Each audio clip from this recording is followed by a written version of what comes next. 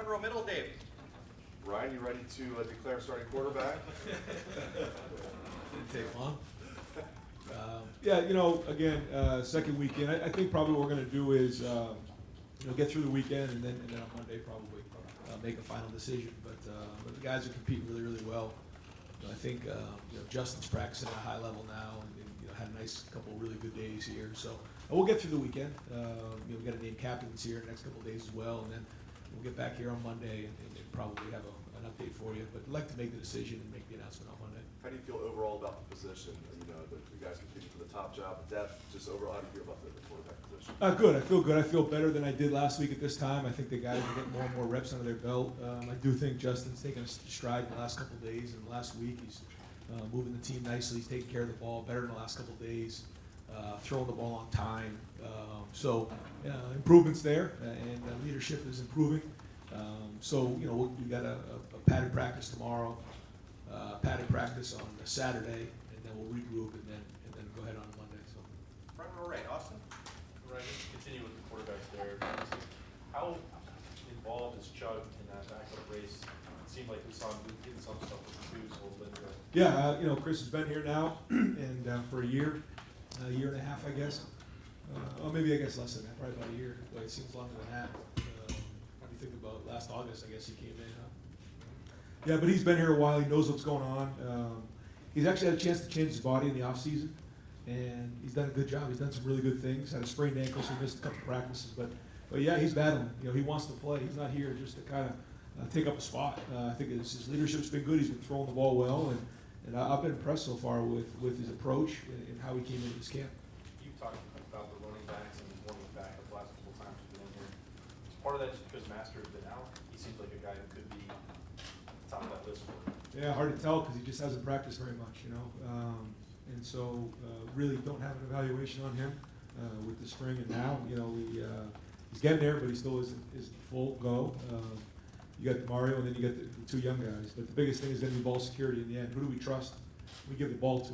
And again, right now, there is no backup running back. I think all three guys, four guys with Master when he gets healthy, want that spot, but they got to learn to take care of the ball. We got to be able to trust them. You been raising your voice much today? Yes. This is practice 11, camp voice right here. So apologize. Second row left, Ari. Hey Ryan, I know with whatever's going on with Austin that Chris Olave's going to need to step up. I mean, I was just wondering with the way that he ended last year. I know he missed some time in the spring, but is he looking like somebody who could be a number one receiver on this team right now? I mean, where is he at? Yeah, I think so. I think he finished that way last season. But it's different when you come in and you're counted on right from the beginning. It's easy, not easy, but it's one thing to come in the backup role, the closer role, but it's another thing to be the starter. And so in this offense, we're looking for ones. We're looking for starters. So last year, again, when you think back, and Terry and Johnny, they both started. KJ and Paris, they both started. Ben and Austin both started. So Chris is practicing right now at a starter level, and I think that's been good for us. We'll obviously want to get Austin back here in the next week or so and solidify that Z position. When you look at the trajectory of some of the receivers who've gone through this program, guys like the three that left last year went off their entire careers and really came on those senior years, and development is obviously always a huge part of it. But when you see a kid who comes in and flashes and is special as a freshman, does that set him apart just from a coach's standpoint of like, wow, that guy, we can tell already the second he got on campus there was something different about him. Does Chris have that? Yeah, he does. He does. Right from the jump, you could see his ball skills, the way he could track a ball down the field was off the charts. But he was 165, I think, when he got here, maybe less. And so we were just worried about him holding up. When you look at the size of Terry and Paris, how big they were compared to Chris when he first got in here, we realized he had a lot of work to do physically. But he's strong. He's not real thick, but he is really strong. And he came in, I'm pretty sure he bench pressed 225 like 7 times when he first got here, like 165, which is unique. And so he has power. And then when he put on the weight and got stronger and it changed his body, now we think he's an every down receiver. Is it kind of gratifying a little bit that you kind of found him on accident, like the way that this all planned? And you were involved in it personally, and now this is a guy who could be a big change in your offense. Yeah, really cool. really cool. You know, to see where he came and to watch that evaluation and see, you know, we saw something in the spring. And he obviously didn't play his junior year, but then saw his first couple, 2-3 games and recognized his skill and his talent level, and his film was off the charts. Had some coaches go out and watch him play, and then to see a guy who really wasn't that highly recruited turn into a really good receiver is pretty gratifying. Yeah. Right next door, Bill.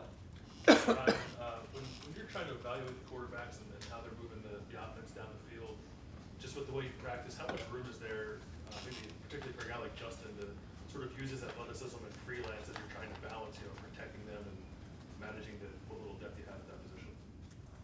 Well, I think in this offense, you know, you don't want to be paid by numbers with an athletic quarterback. You want to have him.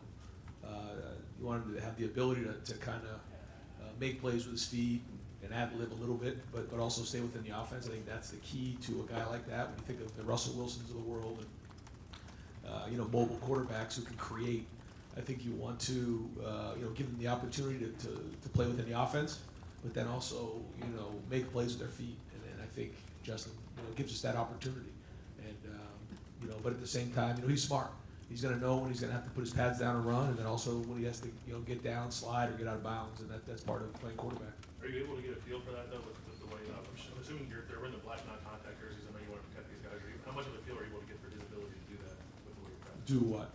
Create? To create, Yeah, no, you got to feel for it. You got to feel for it. I mean, it's not always perfect. You know, sometimes Chase Young or Jonathan Cooper will come in and be screaming sack, but we'll let the play go just to see what happens, and then, you know, kind of create from there. And you get to see it. You get to see throws on the move. You know, awkward throws, and so we've had to teach, you know, scramble technique to the guys and stay with the play because it's always going to be alive. And then this kind of has nothing to do with camp, but I just need to ask you about it. When KJ and Damon both came back in the spring, they each mentioned Chris Carter and the guidance that he gave them. Did you guys, as a staff or as a program, try to bring Chris into the fold? Did those guys find him on his own? Could you shed a little light on how he got involved in that process? Yeah, I mean, Chris has been around the program. He, you know, he's spoken to the team before, and you know, I think those conversations were between Chris and the players. And you know, I wasn't involved with those conversations, but obviously appreciate all his support. He means a lot to the program, and he's a good friend. Second row right, Tony. Ryan, you returned your 3 starting linebackers from last year. How much are those guys getting pushed from the young guys? Yeah, there's good depth there. Guys are practicing hard at linebacker. I'm proud of the way those guys are running around, and they're trying to really practice tough. And that's been a huge emphasis point on defenses, to be one of the toughest defenses in the country and the toughest defense in the Big Ten. And I think they're practicing that way. I think the young guys are flashing, they're running around.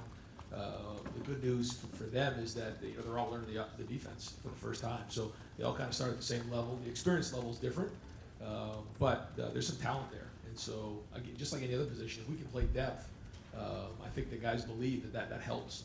You know, it's not like guys are being territorial, although they want to be the starter. I think they understand they need each other. And, you know, the more depth they have at each position, the stronger the position will be, especially down the stretch. Do you have a pecking order there, a depth chart there yet? No, we don't. Over to the right, Clay. Do you still devote time to Michigan, or is that strictly during the season, or are you doing that now? We are. Yeah, we are. We do it in the preseason, we do it in the spring.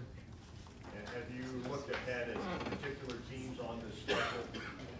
Not yet. Film work? No. Not yet. I mean, we do that during June and during May. We'll look ahead a little bit.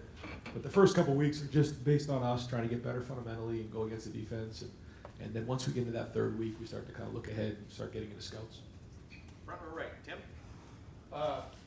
Where do you stand right now, Ryan, with Thayer Munford? What is his situation? I know you don't get into injuries, et cetera, but how concerned are you that he may not be able to answer the bell season opener? No, I'm not concerned. No, he's been practicing well. He's practicing hard. You know, he's got some volume control, but I think Stud and our trainers have done an excellent job of making sure that we kind of ease him back in. But he looks strong, and you know, so far he's had a good camp. And the other thing, you know, a little update on Chase Young. Is he obviously he played last year with 2 sprained ankles, or 2 dinged up ankles most of the year and stuff. What are you seeing that's different about him right now? A fresh Chase Young. Mature, very mature. As a leader, he gets up in front of the team, talks to the team. You know, probably it feels like almost every other practice. He's the voice of our defense right now. That's what I feel. That's what I see. I see a guy who's practicing really, really hard and got a really mature approach, and he's shown a lot of leadership. Hey, get him on this thing, Chris Olave, you kind of discovered him, for want of another term. Do you tell your guys all the time, go out on the recruiting trail with your eyes wide open, not just focused on one guy? I mean, how do y'all kind of approach that? Yeah, I think always you do that. You ask a lot of questions. You talk to high school coaches, who are the best players in the area. You talk to different people to find out, especially people you trust. But in recruiting, there's a lot of different skills. There's the communication, there's the, connection that you make, but there's also evaluation. And I think evaluating is really critical nowadays, and I think we did a great job of evaluating him. And I think that's one of the parts that sometimes is lost right now because there's so many internet sites where they rank guys and there's rivals, and so you can easily pull up rankings and figure out where guys are recruiting wise. But you gotta trust what you see, and you gotta evaluate guys, and you gotta ask questions of the coaches. His coach, Coach Hauser, very respected guy. Had great things to say about him, his work ethic, the way he went to work every day, four-sport athlete, and you start adding those things up and checking the boxes. You got a chance. Right next door, Bill. What would you say now that you've gone through and half of training camp is Greg Madison's impact on this team so far on the defense? And he took very seriously the idea of being a coordinator because he doesn't have a position group per se. What would you say his impact has been? Yeah, he does meet with the outside backers on a regular basis, so he does have a group. I think his experience is critical for us. It's making sure that fundamentally we're sound, that we fit the runs correctly, that the back end's fitting in with the front end, that we're pursuing to the ball, and that our fundamentals are really, really strong. And that's something he's preached for a long, long time, and he's done a really good job of that since he's been here. And on the offense, how much are you guys doing the non-shotgun snap, the snap from under center, and what kind of impact do you think that will have? How often will you use it? Do you think? We've messed around a little bit. We'll see. Still kind of evaluation phase. You do some things here and there, but still we'll mostly be in the gun this year. You think it adds something though? What do you think it adds? There's a couple things sometimes you can do in short yardage, just if you need it or in certain situations. But it's not something that we've done in the past year, and I don't know how much we're going to do it moving forward. But it's something you always look at every year. Right next door, Joey. You mentioned you were hoping to have a QB decision by Monday. Do you plan to do any sort of preseason depth chart or that sort of thing? Yeah, we're going to talk about it. Yeah, I think there's still some battles that'll go into the third week, so probably won't have a whole team depth chart. But after this week, we'll probably have a good idea where guys are. Hopefully, we'll have captains by then, and that'll be throughout the weekend. So I should have a good update on Monday. As far as your running backs as well, Marcus Crowley lost his black stripe the other day. What have you seen from him in his first game? He's tough. He's big, he's strong, and he's tough. He's still learning the offense. He'll still make some freshman mistakes here and there, but I like his toughness. He'll stick his face on people. He practices really, really hard. Just needs more experience, needs to stay focused and make sure that he knows what he's doing when he's out there. Because when he does, he runs hard, he's physical. Do you have any update on Austin Mack, too? Nothing new. Front row left, Doug. Yes, I have some questions, just running through the receivers a little bit. You said when you get Austin back, that'll help with Z. Is he a Z now, pretty much? Well, that's where he started. Yeah. He has the ability, as you know, to play both. But he started there in preseason. He played some of that in the spring. And, that's where he'll start, but he can very easily go to X and play at X for 3 years. So. Is any other motivation the idea that if you put Austin at Z, then you can have Ben and Austin as the two seniors on the field at the same time? Yeah, I think it's good to have both those guys deserve to be on the field at the same time. So it's all about how do these young guys step up. We want to have 6, maybe 7 receivers that play. So we want to roll guys, and wherever it fits and however that all fits in terms of those 6 or 7 guys, we'll kind of move those around. But Elijah Gardner's been practicing really, really well. Jameson Williams is also flashed at times. So that gives you 4 Z's right there with a lot of depth, and I think you'll see all of those guys play. And I was going to ask that. So Garrett's at X. Garrett is at X right now. And so why is that the right fit for him? Yeah, well, I think when you look at the X, you have Ben, you have Jalen Harris, and then you have Garrett. And I think, with the ability maybe to move Austin over there if you needed to. So now that gives you 4 guys over there. In our offense, anytime you get a one-on-one matchup on the X receiver, we feel like they should win in a one-on-one matchup. and those body types are usually the bigger body types, the longer body types, and I think all those guys fit that. We know Ben is Ben and he's gonna play. Are Garrett and Jalen fighting then to be that second guy? They are, yep, and it's been a good battle. I think Jalen's gotten better. I think Garrett's really flashed at times, so they're going at it every day. I think they'll both play, but they're both battling for that backup spot. And we know the way you guys have run 6 receivers out there and rotated all 3 spots. With the experience that KJ has, KJ and Parrish basically split H last year. Would it be possible could KJ play 75% of the snaps at H this year because he's such a veteran? Or would you prefer to really just roll guys and that whether it's CJ or Jalen behind him, they roll equally? I'd prefer it to be 50-50. That's my preference, but I think KJ's strong. He's been here for a while. He's played a lot of football, and I think he can handle it. And if he gives us that much of an advantage over our next H, with CJ or with Jalen Gill, then he'll play more. I think KJ's pretty complete in terms of his skill set, so he can do just about everything. And I think in the end, it's just going to come down to how durable will he be late in the season and can his stamina sustain throughout a game. And Jalen and CJ battling behind KJ? They are, yeah, they are. Yeah, they're both practicing really, really well, I think. CJ really good in short areas and winning one-on-one battles, and Jalen Gill's growing. Still makes mistakes here and there, but flashes too. So he's got a bright future. Just needs to keep working with Coach Hart and improving every day. But he's another talented young receiver we have. We got time for just a couple. You have I'd one do more. that. I'd do every position group like that if we could, but I guess we should probably move on. That was fun. Thank you. We don't have to move on. We got time for a couple more. Third row left, Dan. Ryan, it seems like you and the other coaches have really been preaching toughness a lot in these first couple weeks of camp. Just what makes that such a point of emphasis, and is it any more of an emphasis this year than it would always be, or is that just something that's always a big emphasis this time of year? I think it's behind the screen, but it's tough love, and I think when you preach love as much as we've preached as a coaching staff, I think the toughness is the other part of that. This is a tough game, and again, not comparing any other team to this team right here. We just know that it's a tough game. We got to be tough, and now more than ever, our guys got to come together, and we got to be mentally tough, physically tough, emotionally tough, and then we got to love them. And so those have been the 2 messages. And then the last one has been about fighting. Our team's got to fight. So we've been carrying that message, trying not to change it, trying to stay focused on those, and I think the guys are embracing it. I think we're tougher than we were practice 1. We got to keep building on it. You mentioned the tough love, the fight till the end. It seems like those kind of been the 2 mantras you guys have been using on social media. Just kind of what made those the mottos of this year's team going into the season? Well, I think the fight part of it is because this is a new staff, new team, and we need to prove ourselves. And when you're a heavyweight boxer, you got to fight every day. Someone's trying to knock you out, and you have to come swinging. And you can't show up well, your hands up. You got to be ready to roll right from the first snap.